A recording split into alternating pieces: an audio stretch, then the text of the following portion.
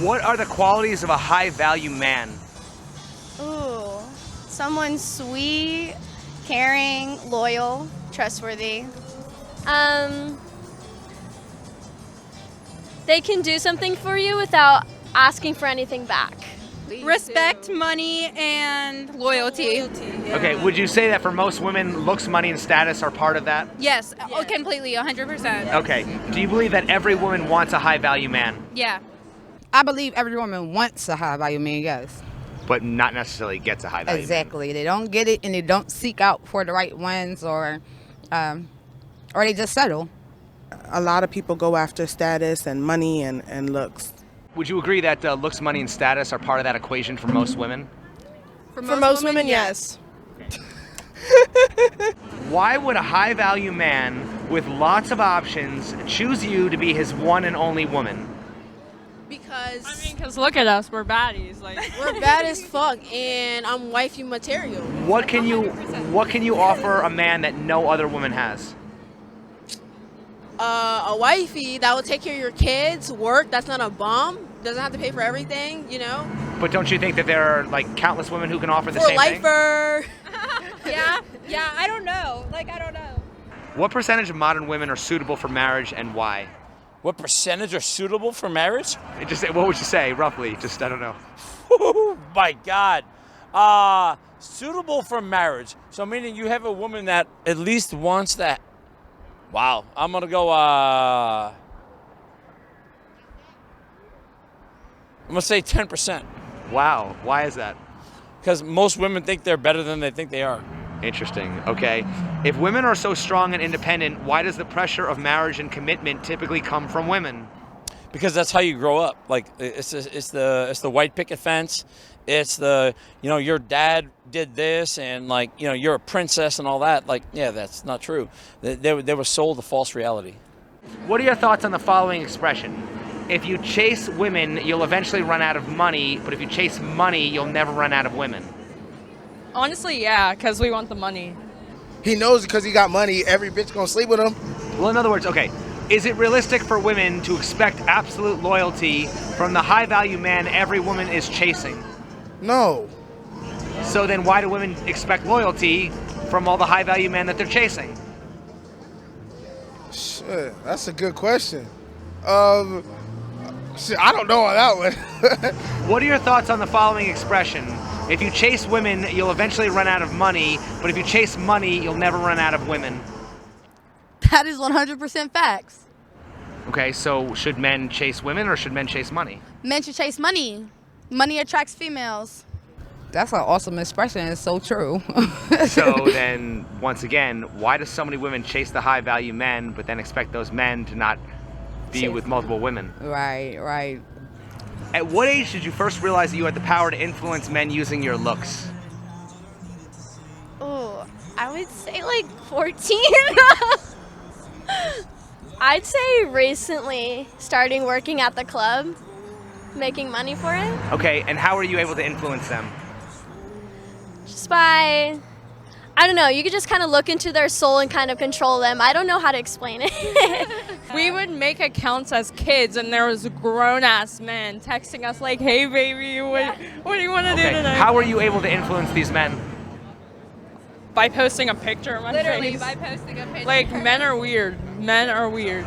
Is it possible to be a hot girl in a big city and not let your ego get the best of you? Absolutely. Is it likely? Probably not. Is it likely? Probably not. Why not? Because if you have people telling you every day, you're probably going to get a big ego about it. Because of Instagram and because of social media. So it's like... So does social media inflate an attractive woman's ego? Yes. How many selfies is too many? 10 selfies to me is too many. Does social media inflate an attractive woman's ego? Yes. How many selfies is too many? Posting every day and being annoying about it. Yes. Yeah. Is too many selfies a red flag? Yeah, probably you're a little conceited, a little full of yourself, expect a little more. Yes, it is. Wait, for men or women or for both? Well, I don't know. What's the difference? Okay, for men, they don't usually do selfies unless they're trying to get other females' attention. Okay. And then for girls, we do it because we're females. We always take pictures and shit. Like, we don't, like, just post it for dudes. Do you think you're more likely to meet a beautiful woman who's down to earth or a wealthy man who's down to earth? I don't know. I feel like I couldn't say either. Which in a one was sense. more likely to overcome hardship? I can't say either because both can go through hardships, you know. Which one was more likely to overcome hardship? The woman. Probably, yeah. But didn't the man typically have to earn his status and women are typically born into their status? Well, which one was more likely to overcome hardship? To overcome it, Yeah. I'm gonna say women.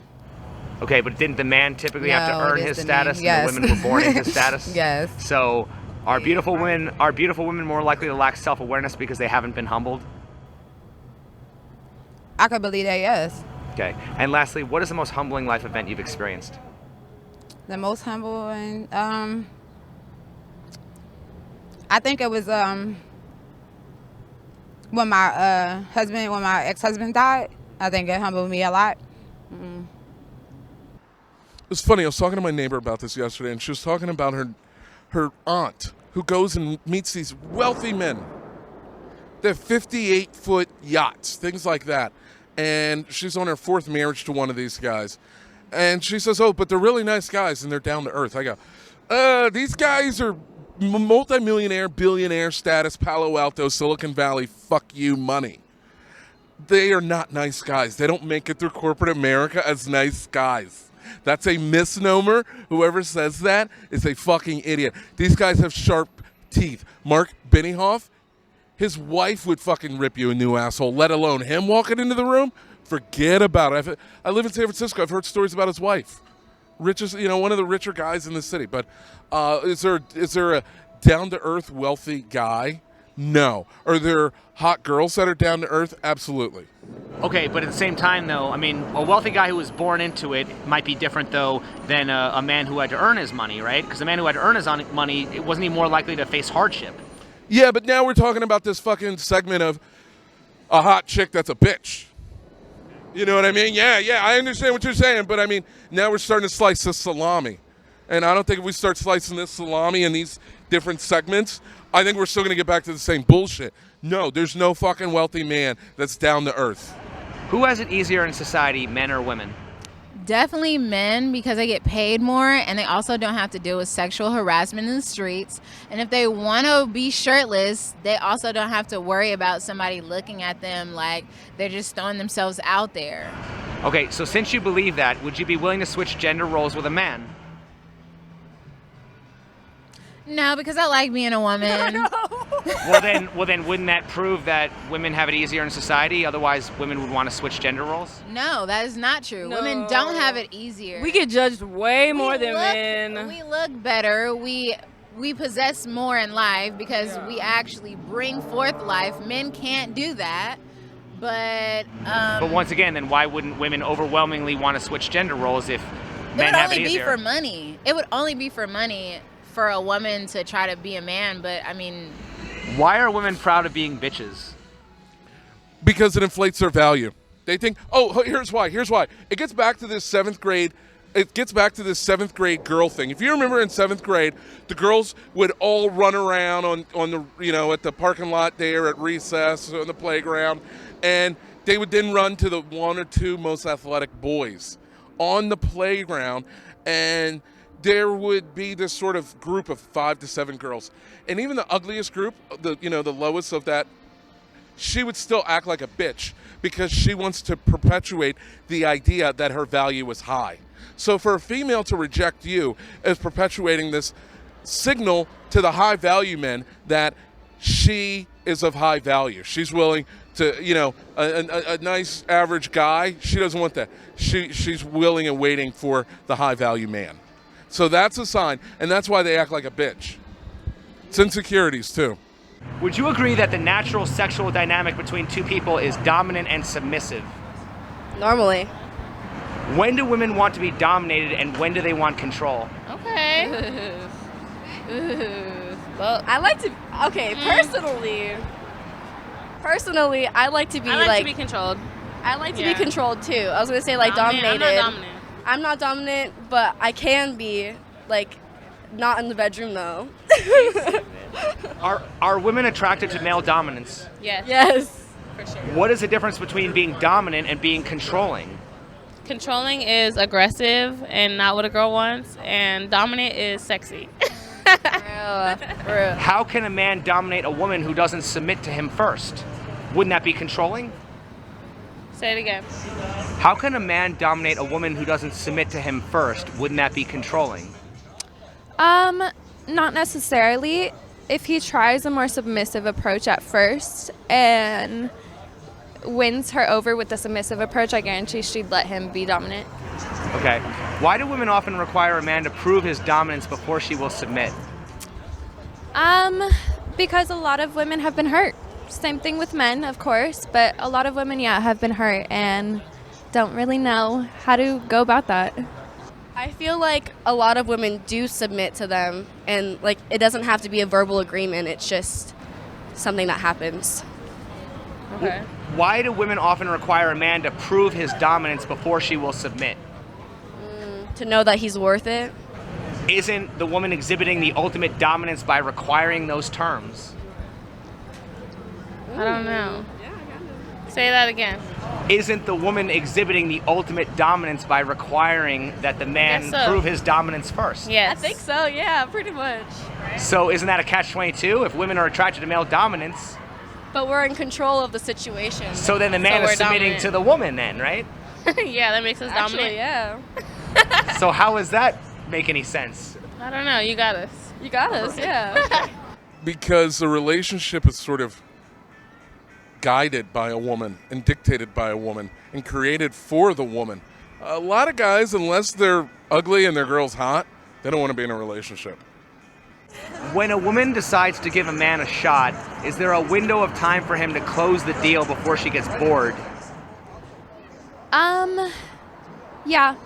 So timing is important. Yeah.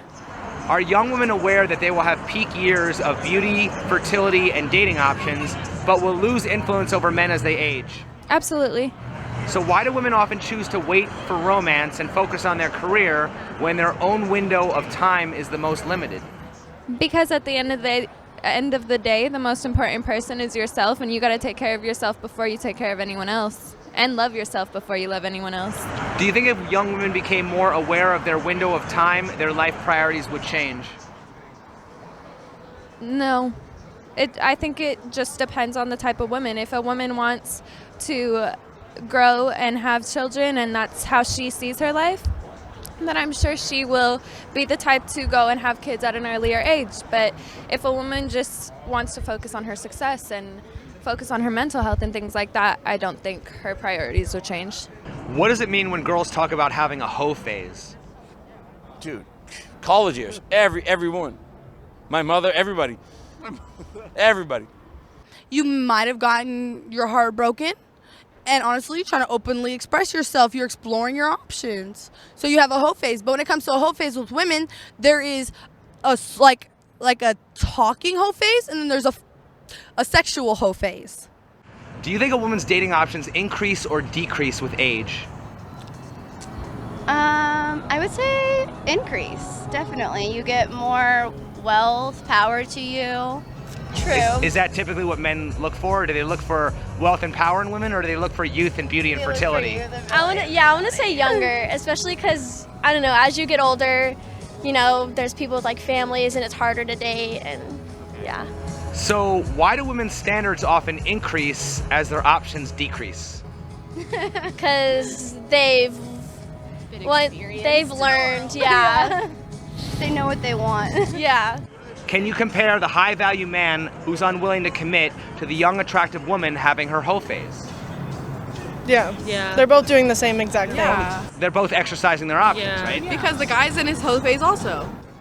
I wouldn't compare it because when it comes to a male exploring his options, regardless, relationship or not, a guy is going to continue to explore his options because he doesn't run off of feelings, he runs off of lust. With a female, it's lust in your hoe phase, but once you catch feelings, you can really settle down and stop what you're doing. But with a male, you will continue off of lust.